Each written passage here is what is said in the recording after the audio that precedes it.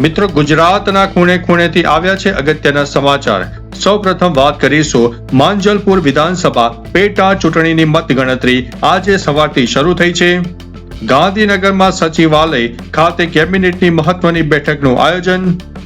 રાજ્ય સરકાર દ્વારા ખેડૂતો માટે નવી સહાય યોજનાની જાહેરાત કરવામાં આવી છે. વિધાનસભાના આગામી સત્ર માટે વિવિધ વિધેયકો આખરી ઓપ અપાયો. મુખ્યમંત્રી શ્રી દ્વારા સ્માર્ટ સિટી પ્રોજેક્ટની કામગીરીની સમીક્ષા કરવામાં આવી. રાજ્યમાં સરકારી ભરતી પ્રક્રિયા ઝડપી બનાવવા માટે મહત્વનો આદેશ આપવામાં આવ્યો છે. પંચાયત વિભાગમાં નવી જગ્યાઓ મંજૂર કરવામાં આવી. ગાંધીનગરમાં નવી ઇન્ફ્રાસ્ટ્રક્ચર નીતિની જાહેરાત કરવામાં આવી છે. રાજ્યના ગૃહ વિભાગ દ્વારા સુરક્ષા વ્યવસ્થાની આખરી સમીક્ષા કરવામાં આવી. બજેટ ફાળવણી અંતર્ગત વિવિધ જિલ્લાઓ માટે વિશેષ ગ્રાન્ટ મંજૂર કરવામાં આવી છે. હવામાન વિભાગ દ્વારા રાજ્યના વિવિધ જિલ્લાઓમાં ભારે વરસાદનું હજુ પણ એલર્ટ આપવામાં આવ્યું છે.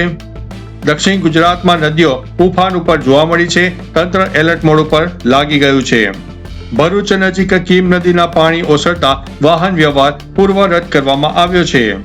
ખેડાના ગળતેશ્વર તાલુકામાં વહેલી સવારથી જ ધીમી ધારે વરસાદ જોવા મળ્યો છે. સૌરાષ્ટ્ર પંથકમાં વરસાદી માહોલ જામી રહ્યો છે. જળાશયોમાં નવા પાણીની આવક પણ થઈ રહી છે. સ્ટેટ ડિઝાસ્ટર કંટ્રોલ રૂમ દ્વારા 24 કલાક સતત મોનિટરિંગ હાથ ધરવામાં આવી રહ્યું છે. ઉત્તર ગુજરાતમાં નીચાણવાળા વિસ્તારોમાં સાવચેતીની સૂચના આપવામાં આવી.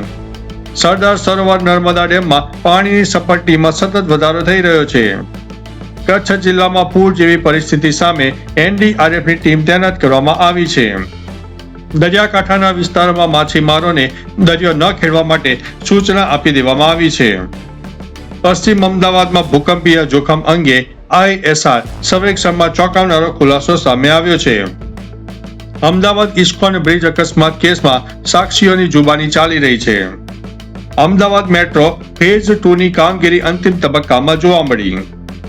વડોદરા માંજલપુરમાં ભવંસ સ્કૂલ ખાતે મતગણતરી સેન્ટર ઊભું કરવામાં આવ્યું છે. તો ચાલો મિત્રો, ફરીથી દેશ અને દુનિયાના સુપરફાસ્ટ સમાચાર લઈને મળતા રહીશો. ત્યાં સુધી અમને રજા આપશો. નમસ્તે.